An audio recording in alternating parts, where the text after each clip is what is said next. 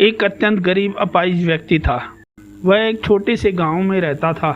वहां के लोग उसकी काना भक्ति देखकर आश्चर्य में थे और सब उसे पागल कहते थे। वह नित्य प्रतिदिन सुबह 10 किलोमीटर चलकर कान्हा जी के मंदिर के लिए निकलता था, परंतु वह ज्यादा नहीं चल पाता था। उसके पैर छिल जाते थे और लोग उसे चिढ़ाते थे। यह लंगड़ा क्या 10 किलोमीटर भगवान के मंदिर जा पाएगा? यह सोचकर सब उस पर हंसते थे। प्रभु श्री कृष्ण जी की भक्ति में लीन वह भक्त कहीं रुकता नहीं था। कभी हाथों के बल तो कभी पूरे जिस्म से रगड़ता हुआ मंदिर पहुंचता था। वह कान्हा जी का परम भक्त था।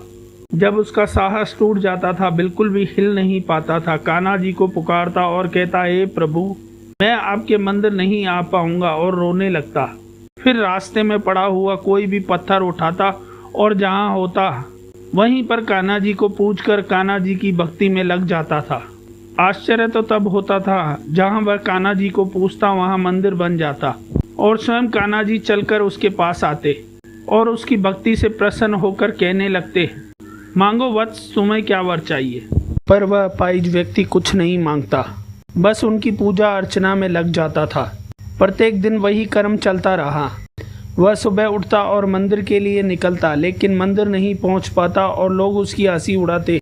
फिर वह रास्ते से पत्थर उठाता और भक्ति में लग जाता। तब मंदिर बन जाता था। हर दिन कान्हा जी आते और उसे वर मांगने को कहते, लेकिन वह कुछ नहीं मांगता। एक दिन वह अपाहिज मंदिर के लिए निकला और रास्ते में उसे गांव वालों ने घेर लिया। फिर उसे मारने लगे, यह कहकर कि तू झूठ को प्रचारित करता है कि कान्हा जी का मंदिर तेरे सामने बन जाता है, कान्हा जी तेरे सामने प्रकट होते हैं। तू अपाहिज आज तक 1 किलोमीटर भी नहीं चल पाया, तो तू कहां से कान्हा जी के मंदिर पहुंच पाएगा। गांव वालों ने उसे बहुत मारा और उसकी बैसाखी तोड़ दी। वो अपाहिज हंसते हंसते सब सह गया। जहां गिरा वहीं कान्हा जी की भक्ति करने लगा और मंदिर बन गया। फिर कान्हा जी प्रकट हुए और उसकी हालत देखकर कहने लगे, हे भक्त, तुम क्यों तकलीफ सहते हो? कोई वर क्यों नहीं मांग लेते?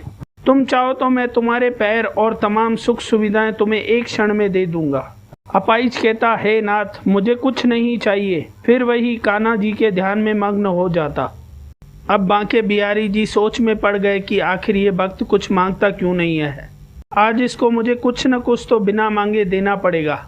दूसरे दिन की सुबह हुई। वह अपाहिज मंदिर के लिए निकला।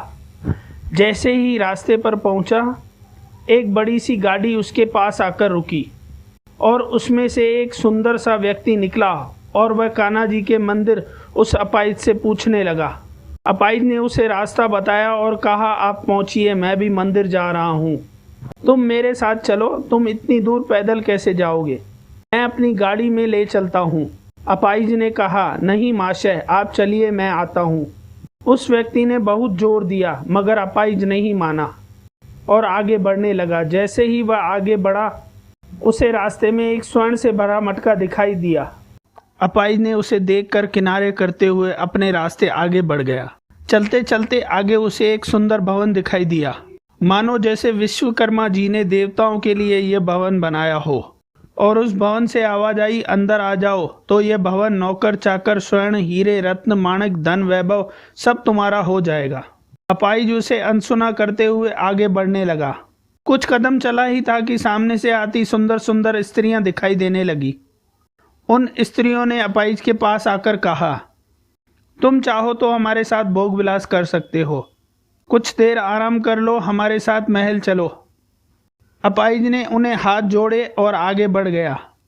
जैसे आगे बढ़ने लगा, तेज गर्मी से उसका शरीर तपने लगा। वह थककर चूर हो गया, पसीने से लथपथ हो गया, मगर उसने हार नहीं मानी।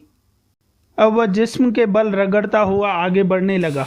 रगड़ते रगड़ते वह इतना थक गया कि वहीं बैठ गया और पत्थर उठाकर उसमें कान्हा जी को देखकर उसे पूजने लगा। तब मंदिर बन गया और फिर कान्हा जी दौड़े चले आए उस भक्त के पास।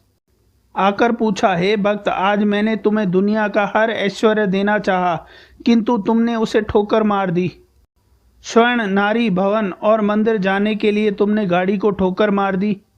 हे वत्स, तुमने ऐसा क्यों किया?